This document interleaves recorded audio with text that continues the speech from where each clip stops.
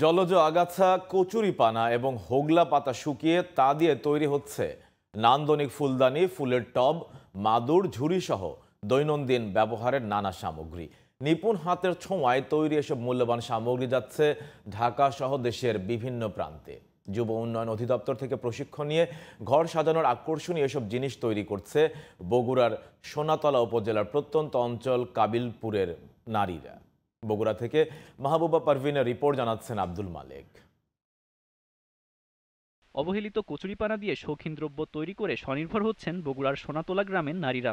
প্রতিটি পণ্য বিক্রি হচ্ছে ২০০ থেকে ১,০০০ টাকা অবধি। অবসর সময়ে এসব কাজ করে আর্থিকভাবে স্বাবলম্বী হচ্ছেন অনেকেই। নর্দমা থেকে কচুরিপানা তোলার পরে আমরা এভাবে শুকানোর পরে এভাবে এরকম হয়, তাকে আবার দড়ি হিসাবে আমরা পেঁচিয়ে জিনিসপাতি তৈরি করি। প্রথমে আমরা ঝুড়ি দিয়ে শুরু করি, তারপর ব্যাগ, তারপর বিভিন্ন ডালা।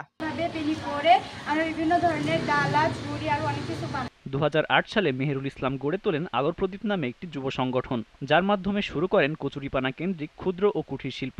প্রতিষ্ঠানে কাজ করেন গ্রামের অর্ধশতাধিক নারী ও শিক্ষার্থীরা। এখানে তৈরি পণ্য দেশের গণ্ডি পেরিয়ে রপ্তানি হচ্ছে বিদেশেও। ৩০ জন বেকার নারীদেরকে কচুরিপানার এবং হোগলা পাতার হস্তশিল্পের কাজে প্রশিক্ষণ দেওয়ায় এবং প্রশিক্ষণ পরবর্তী তাদেরকে আত্মকর্মসংস্থানের জন্য, তাদের স্বাবলম্বী করার জন্য আমরা কাজ করে যাচ্ছি।